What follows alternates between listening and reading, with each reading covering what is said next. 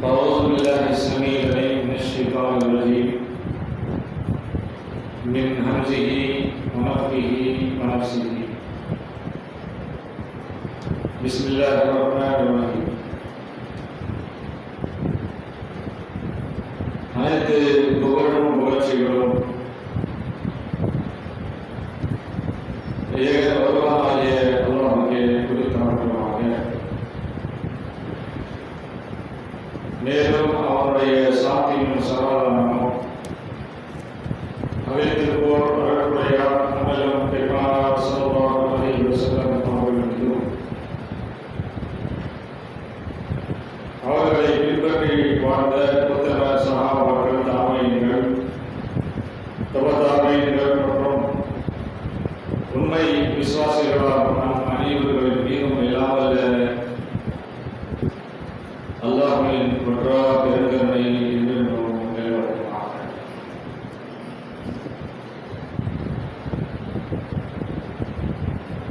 அல்லாஹ்வுடைய அருளால் ஜும்மா என்ற கடமையை நிறைவேற்றுவதற்காக நாம் எல்லாம் இங்கே ஒன்று கொண்டிருக்கிறோம். அல்லாஹ் ரப்பல் ஆலமீன் நம்முடைய ஒன்று கூடுதலை இதே போல மறுமை நாளிலும் நல்லவர்கள், சாலிஹீன்கள், நபிமார்கள், சுஹதாக்களுடைய கூட்டத்தில் எல்லாம் கொண்டு சேர்ப்பானாக என்று பிரார்த்தித்தனமாக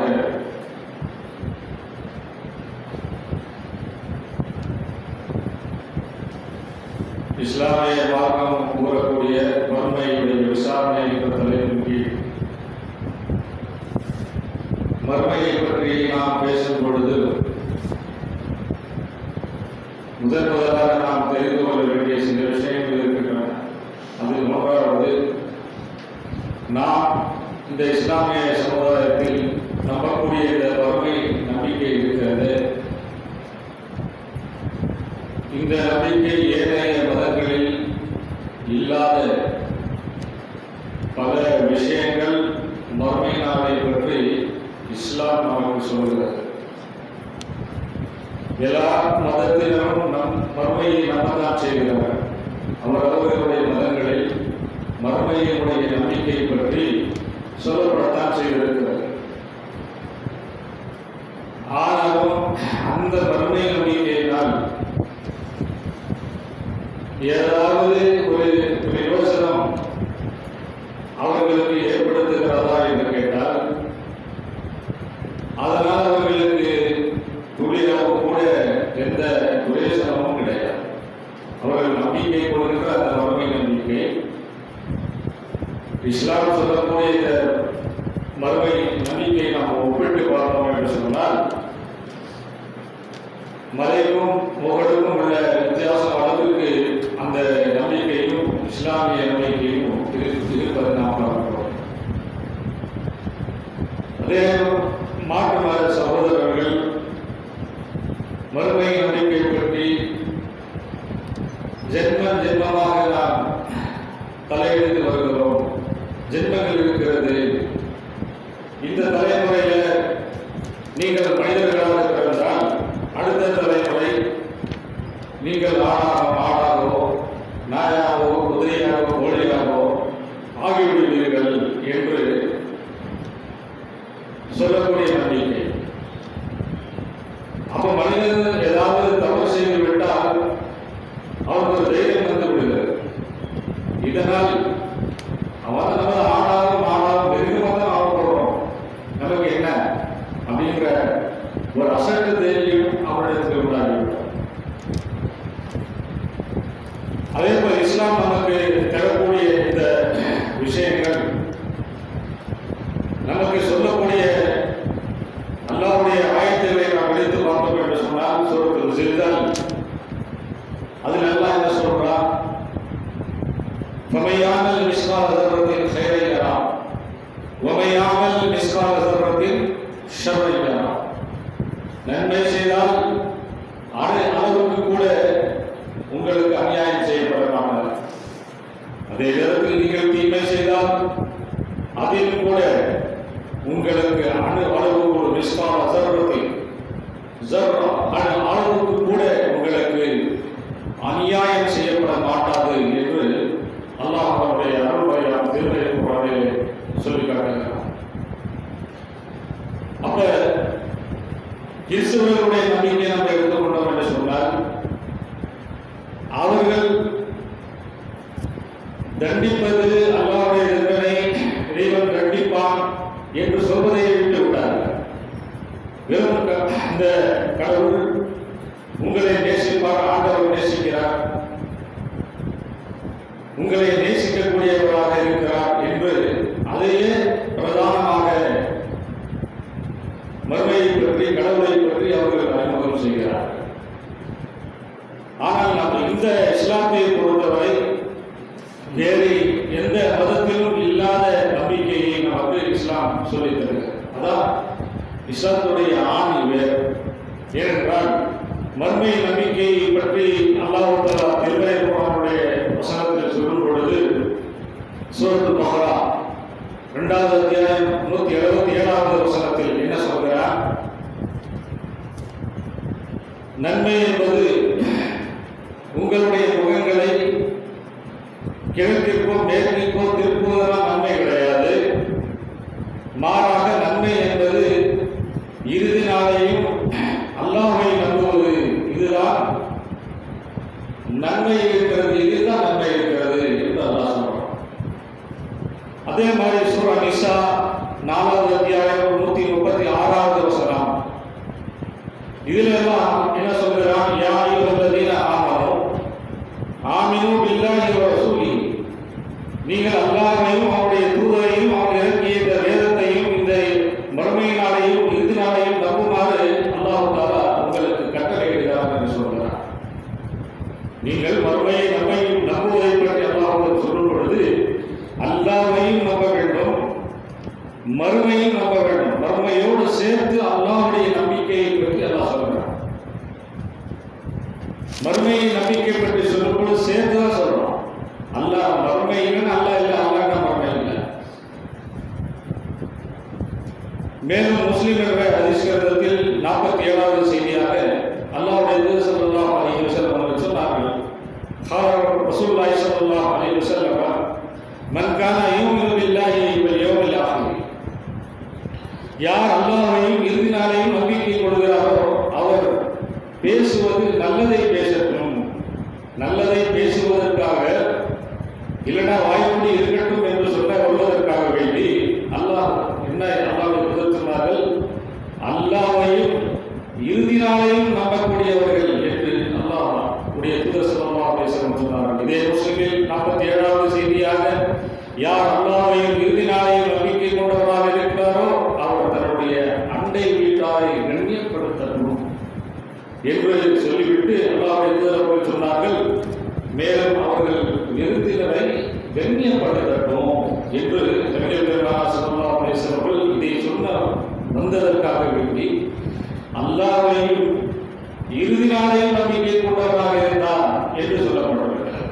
இப்படி மறுமை நம்பிக்கை பற்றி இஸ்லாம் வேறுபட்ட வித்தியாசமான கருத்துக்களை இந்த மனித சமுதாயத்திற்கு முன் வைத்துக் கொண்டிருக்கிறார்கள். மறுமையை நம்பவில்லை என்று சொன்னால் அவர் அல்லாஹ்வை நம்பவில்லை. அப்போ அல்லாஹ்வை நம்பாதவராக அவன் மாறிவிடக்கூடிய அளவுக்கு மறுமை நம்பிக்கை பற்றி இஸ்லாம் நமக்கு சொல்கிறது. அப்போ மறுமை நம்பிக்கை இன்னொரு கோணத்தில் பார்த்தோம் என்று சொன்னால், உலகத்தினுடைய சமயங்களில் நாம் பார்த்தோம் என்று சொன்னால், நீதி வழங்கப்படுகிறது, திட்டங்களை வைத்திருக்கிறார்கள். அதுபோல் நீதி வழங்குவதற்காக வேண்டிய திட்டங்கள், சட்டங்கள் எல்லாம் உருவாக்கி இந்த உலகத்தில் வைத்திருக்கிறார்கள். ஆனாலும் முழுமையான ஒரு நீதி இந்த உலகத்தில் யாருக்காவது கிடைத்து விடுமா என்று கேட்டால் இல்லை என்று தான் சொல்ல வேண்டும். முழு அளவுக்கு இந்த உலகத்தில் சட்டங்களை நடைமுறைப்படுத்த முடியாது. எந்த அளவுக்கு என்றால், நம்ம இந்த உலகம் முழுவதும் இஸ்லாமிய நாடாகவே மாறி இஸ்லாமிய சட்டங்களையே அறிமுகம் செய்து நடைமுறைப்படுத்துகிறார்கள். எல்லோரும் நல்லவர்களாக இருக்கிறார்கள் என்று வைத்துக் கொள்வோம். எல்லோருமே இஸ்லாமிய சட்டத்தை நடைமுறைப்படுத்துகிறோம் என்று வைத்துக் கொண்டார்களோ அவர்கள் 100% அப்படியே அந்த நீதி பரிபாலனத்தில் சரியாக அவர்களுக்கு நீதி வழங்கவே முடியல. அந்த அளவுக்கு நீதி இந்த உலகத்தில் பரிபூர்ணமாக ஆகாது என்று இஸ்லாம் நமக்கு சொல்கிறது. நம்ம பார்க்கிற வழக்குகள்ல எத்தனையோ குற்றவாளிகள் நிரபராதியாக தீர்ப்பளிக்கப்பட்டிருக்கிறார். எத்தனையோ நிரபராதிகள் குற்றவாளிகளாக இருக்கிறார். பார்க்கிறோமா இல்லை?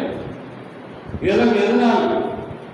ஆதாரம் வேண்டும். இந்த உலகத்தில் ஒரு நீதி வழங்க வேண்டும் என்று சொன்னால் ஆதாரம் வேண்டும். ஆதாரம் இல்லை என்று சொன்னால் ஒன்றும் செய்ய முடியாது. அதனால் குற்றமற்றவன் கூட குற்றமுள்ளவனாக ஆகிவிடுகிறான். இப்படியெல்லாம் நாம் இந்த உலக சட்டங்களை பார்க்கிறோம். அப்போ அல்லாஹ்வுடைய தூதர் ஸல்லல்லாஹு அலைஹி வஸல்லம் அவர்கள் இந்த இஸ்லாமிய சட்டத்தை பொறுத்த வரைக்கும் நடைமுறைப்படுத்தணும் என்று சொன்னால் கொஞ்சம் அந்த குற்றங்களுக்குரிய இந்த விஷயங்கள் கொஞ்சம் குற்றங்கள் குறைவாக இருக்கும். அப்படின்னா இருக்கலாமே தவிர மற்றபடி முழுமையாக ஒருவனுக்கு நியாயம் நீதி வழங்கிவிட முடியாது. அப்படித்தான் இஸ்லாம் நமக்கு சொல்லித் தருகிறது. அல்லாஹ்வுடைய தூதர் ஸல்லல்லாஹு அலைஹி வஸல்லம் அவர்கள் சொன்னார்கள், என்னிடத்தில் ஒரு வழக்கு கொண்டு வரப்படுகிறது. 2 பேருக்கு பிரச்சனை. அதுல என்னிடத்தில் 2 பேரும் வந்து யார் வாத திறமை உள்ளவர்களாக இருக்கிறார்களோ அவர்களுக்கு சாதகமாக நான் தீர்ப்பளித்து விடுவேன். ஏன்னா அவன்கிட்ட வாத திறமை இருக்கு, ஆனா அவன் குற்றவாளி. ஆனா வாத திறமையால் அவன் ஜெயித்து விட்டான். தனக்கு சாதகமாக அந்த தீர்ப்பை அவன் வாங்கிக் கொண்டான். நானும் அவனுக்கு சாதகமாகவே தீர்ப்பை வழங்கி விடுகிறேன். இப்படி நான் செய்து விடுகிறேன். ஆனால் அவர் இப்படியே வெறுமனே சென்று விடுவார் என்று நீங்கள் நினைக்கிறீர்களா? அந்த நபர் குற்றவாளி நரகத்தினுடைய ஒரு கங்கை, நரகத்தினுடைய ஒரு கட்டியை அவர் தன்னுடைய கையில் வைத்துக் கொண்டு செல்கிறார் என்று சொன்னார்கள் பெருமானார் ஸல்லல்லாஹு அலைஹி வஸல்லம். அப்படி நீதி அல்லாஹ்வுடைய தூதராக இருந்தாலும் முழுமையாக நீதி வழங்க முடியாது. ஏன்னா வாத திறமையில ஜெயிச்சிருவோம், அவன் குற்றவாளியா இருக்கும். இந்த மாதிரியும் இந்த உலக நீதிமன்றம் உலகத்தினுடைய நீதி இருக்கிறது என்பதை நாம் பார்க்கிறோம். அதே போல அல்லாஹ்வுடைய தூதர் ஸல்லல்லாஹு அலைஹி வஸல்லம் அவர்கள் மறுமை நாளை பற்றி சொல்லும் பொழுது மறுமை நாளில் தீர்ப்புகள் வழங்கப்படும். அந்த தீர்ப்பு இந்த உலகத்தில் நடக்கின்ற தீர்ப்பை போல கிடையாது. நீதிபதி மறுமை நாளில் விசாரிக்கப்படுவார். நீதியை பற்றி மறுமை நாளில் விசாரிக்கப்படும். அதே போல இந்த நீதி விசாரித்தவரும் விசாரிக்கப்படுவார். அனைவருமே விசாரணையை கூட்டுக்கு அல்லாஹ் தஆலா அழைத்து வருவார். எல்லோருமே விசாரணைப்படுத்தப்படுவார்கள். இந்த உலகம் ஒரு சோதனைக்களம். முழு நீதி இந்த உலகத்தில் யாராலும் வழங்க முடியாது என்று இஸ்லாம் நமக்கு ஆணித்தரமாக சொல்கிறது. இன்னொரு கோணத்தில் நாம் இந்த உலகத்தில் நடக்கக்கூடிய செய்திகளை பார்ப்போம் என்று சொன்னால், இந்த உலகத்தில் வழக்கே போடப்பட்டிருக்கிறார்கள், கேஸ் இல்லை.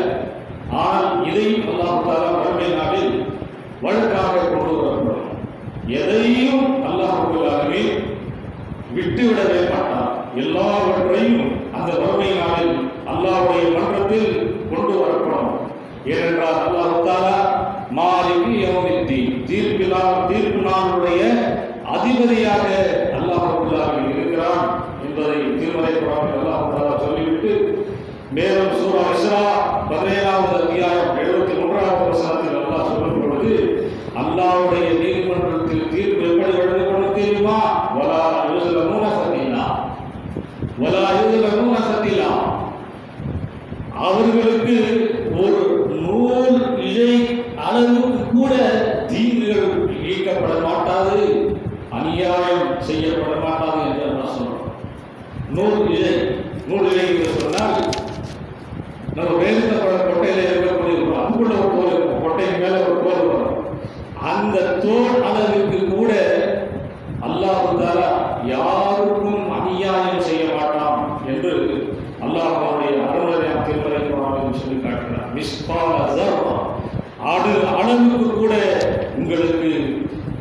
அநியாயம் செய்யப்பட மாட்டாது என்று சொல்லிவிட்டு இன்னும் அல்லாஹ் சொல்கிறான். சூரா தாஹா 20வது அத்தியாயம் 112வது வசனத்தில், "வமையாமல் மினஸ்ஸாலிஹாத்தி வஹும் முஃமினூன் ஃபலா யகாஃபு ஸுல்மன் வலா ஹதுமா." எவர் ஈமான் கொண்டவராக இருந்து நல்ல செயல்களை செய்கிறார்களோ, நல்ல நல்ல அமல்களை செய்கிறார்களோ, அவர்களுக்கு அநீதியோ அல்லாஹ் தஆலா அவருடைய நன்மைகள் குறைக்கப்படுவதோ எதுவும் செய்யப்பட மாட்டாது. தனது அந்த உரிமை பறிக்கப்படுவதையோ அவர்கள் அஞ்ச தேவையில்லை. அவர்கள் அஞ்ச தேவை கிடையாது. அநியாயம் செய்யப்பட மாட்டாது. நியாயம் அங்கே நிலைநிறுத்தப்படும் என்று அல்லாஹ் தஆலா இந்த வசனத்தில் நமக்கு சொல்கிறார். நீதி பற்றி பயப்படவே இல்லை, பயப்பட தேவையில்லை. சரியான முறையில் உங்களுக்கு நீதி வழங்கப்படும் என்றும் அல்லாஹ் தஆலா கோடியான கோடி மக்கள் இருக்கக்கூடிய அல்லாஹ்வுடைய நீதிமன்றத்தில் யாருக்கும் அநீதி இழைக்கப்பட மாட்டார். கோடிக்கணக்கான மக்கள் இருக்கக்கூடிய அந்த சபையில விசாரணை நடத்தப்படும். முன்னாடி இருக்கக்கூடிய 4 பேர் தான் கேட்பாங்க என்பதில்லை. பின்னாடி இருக்கக்கூடிய அந்த கோடியில கடைசி இருக்கக்கூடிய அவனுக்கு கூட அல்லாஹ் விசாரிப்பதை கேட்க முடியும். கடைசியில இருக்கவங்க கேட்க முடியல, தெரியல அப்படின்னு சொல்ல முடியாது. எல்லாவற்றையும் அல்லாஹ் தஆலா சரியான முறையிலே முதல் சப்ல ஒருத்தருக்கு விசாரிக்கப்படுகிறது என்று சொன்னால் கடைசி சப்ல இருப்பவனுக்கு கேட்கும்.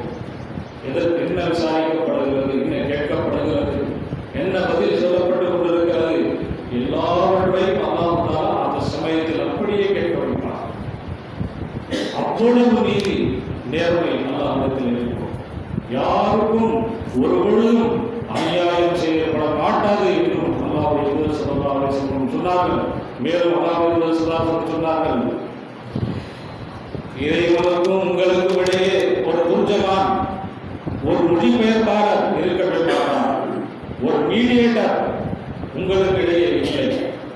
மீடியேட்டராக அல்லாஹ் தஆலா யாரையும் நியமிக்க மாட்டான். நேரடியாக ஃபேஸ் டு ஃபேஸ் உங்களிடத்திலே விசாரணை செய்யப்படும் என்றும் அல்லாஹ்வுடைய தூதர் ஸல்லல்லாஹு அலைஹி வஸல்லம் அவர்கள் அல்லாஹ்வுடைய அந்த நீதிமன்ற விசாரணை பற்றி சொல்லியிருக்கிறார்கள். அப்போ எவ்வளவுதான் வழக்கு இருந்தாலும், இது அவ்வளோ வழக்கு இருக்க அது முடியலையே, கிடப்பில் நிறைய போட்டுறாங்கல்ல, அந்த மாதிரிலாம் இருக்காது. எல்லா வழக்குகளும் கொண்டு வரப்பட்டு அது விசாரணைக்கு உட்படுத்தப்படும். ஒவ்வொன்றும் அல்லாஹ்விடத்திலே விசாரணையில் இருக்கும் என்று அல்லாஹ்வுடைய தூதர் ஸல்லல்லாஹு அலைஹி வஸல்லம் அவர்கள் சொல்கிறார்கள். அப்போ நம்ம சில நேரங்களில் உலகத்தில் இருக்கக்கூடிய வழக்கில் நீங்க பார்த்தீங்கன்னு சொன்னா, ஒரு குற்றம் நடந்துச்சு, அது ஒரு 10-20 வருஷம் போச்சுன்னு அவனுக்கே என்னடா நம்ம மன்னிச்சு விட்டுலாம் வச்சுருக்கோம். பாதிக்கப்பட்டவங்க கூட மன்னிச்சு விட்டுலாம் எதுக்கு அப்படின்னு, ஏன்னா ஈர்க்கடிக்கப்பட்டுச்சு. 20 வருஷம் 1 வருஷம் ஆயிரத்துக்கு போகணும். ஆனால் அல்லாஹ் தஆலா வழங்கக்கூடிய தண்டனை அது 1000 வருடங்கள் சென்றாலும் 1,00,000 வருடங்கள் சென்றாலும் இன்னைக்கு அவன் செஞ்ச கொலை எப்படி அவனுக்கு கொலையில அவனுக்கு உணர்ச்சி, அந்த வெறி, அந்த கோபம் இருக்குமோ, அல்லாஹ் தஆலா வழங்கக்கூடிய அந்த தண்டனையில அந்த நேரத்தில் அதே மாதிரி போவார். அதே மாதிரி ஆக்ரோஷமான தண்டனை தான் அல்லாஹ் கொடுப்பான் என்பதை இஸ்லாம் நமக்கு சொல்லிக் கொண்டிருக்கிறது என்பதை மறுமை நம்பிக்கை பற்றி நாம் புரிந்து கொள்ள வேண்டிய செய்திகள் அல்லாஹ்வுடைய நல்லடியார்கள். அப்போ அல்லாஹ்வுடைய தூதர் ஸல்லல்லாஹு அலைஹி வஸல்லம் அவர்கள் இதை போன்ற விஷயங்களை எல்லாம் மறுமையை பற்றி நமக்கு சொல்லி இருக்கிறார்கள். நம்முடைய வாழ்வில் நாம் நல்ல ஒரு விஷயங்கள், தொழுகை பொதுவாக நம்ம என்ன நினைக்கிறோம் அப்படின்னா, தொழுகை பற்றி கேட்போம், அல்லாஹ்வுடைய நியமத்தை பற்றி எல்லாம் கேட்போம், இந்த மாதிரி தான் நினைச்சுட்டு இருக்கிறோம். இது மட்டும் தான் கேட்போம் அப்படின்னு. ஆனால் எல்லா விஷயங்களும் அநியாயங்கள் நடந்தது, என்னென்ன பாவங்கள் நடந்தது என்பதை பற்றி எல்லாம் அல்லாஹ்வுடைய விசாரணைக்கு உட்படுத்தப்பட்டு அதையெல்லாம் அல்லாஹ் கேட்பான் என்று அல்லாஹ்வுடைய தூதர் ஸல்லல்லாஹு அலைஹி வஸல்லம் அவர்கள் நமக்கு சொல்லித் தருகிறார்கள். அல்லாஹ் சுப்ஹானஹு வ தஆலா நாம் நல்லவர்களாக இந்த உலகத்தில் மறுமையை உண்மையாக இஸ்லாம் எப்படி சொல்கிறதோ அதன் அடிப்படையில் நம்பி நடக்கக்கூடிய நன்மக்களாக நம் அனைவரையும் ஆக்கி தொடர்ந்துவதாக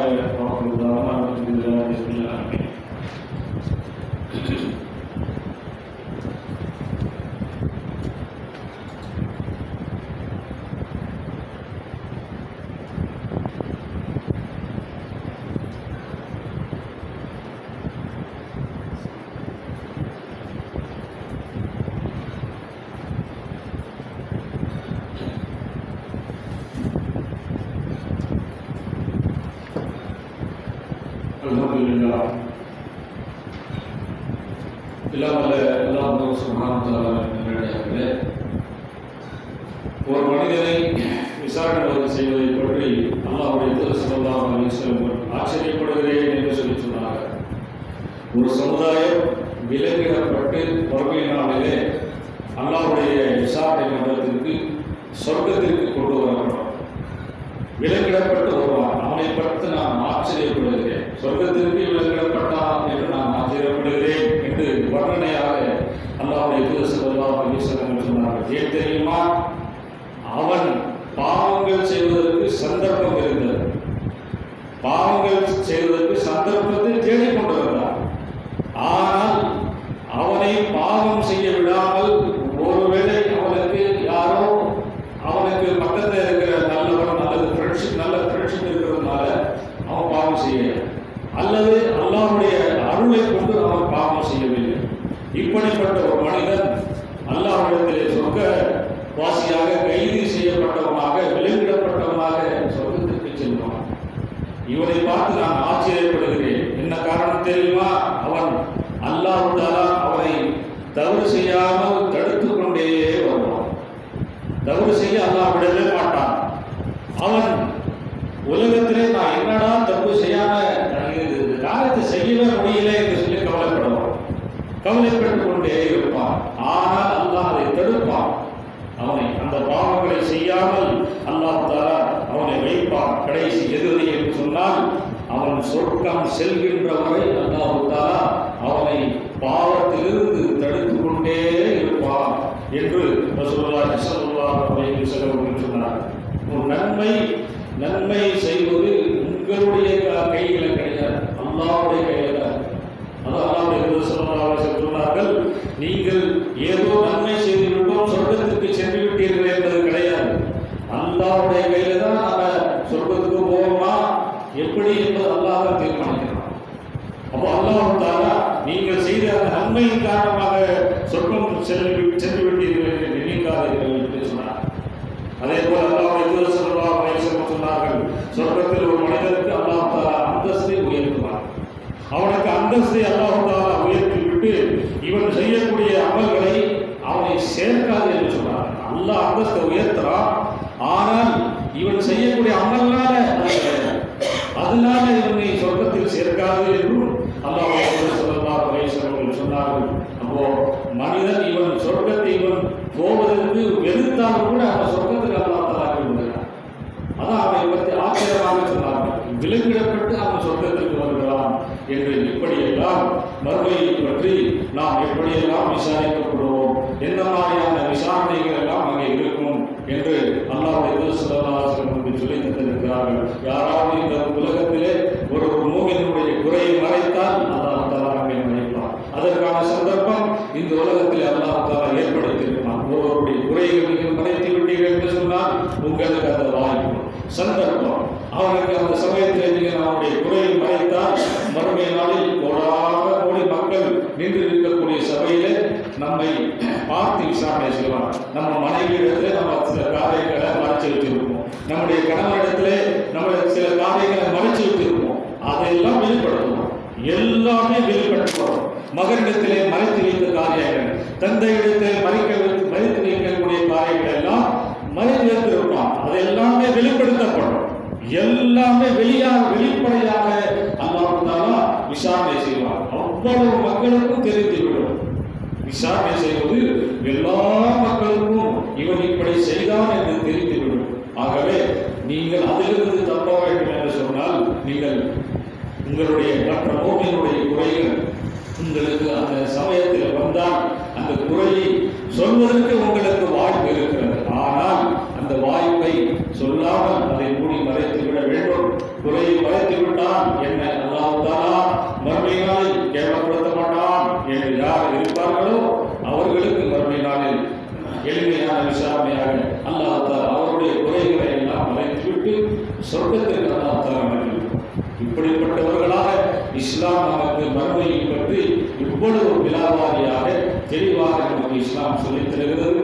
இந்த சந்தர்ப்பங்கள் எல்லாம் நமக்கு வரும்பொழுது அல்லாஹ்விடத்தில் நாம் இந்த சந்தர்ப்பத்தை பயன்படுத்தி மறுமையில் வெற்றி அடைய வேண்டும் என்று கேட்டுக்கொண்டு என்னுடைய இந்த உரையை நிறைவு செய்கிறேன்.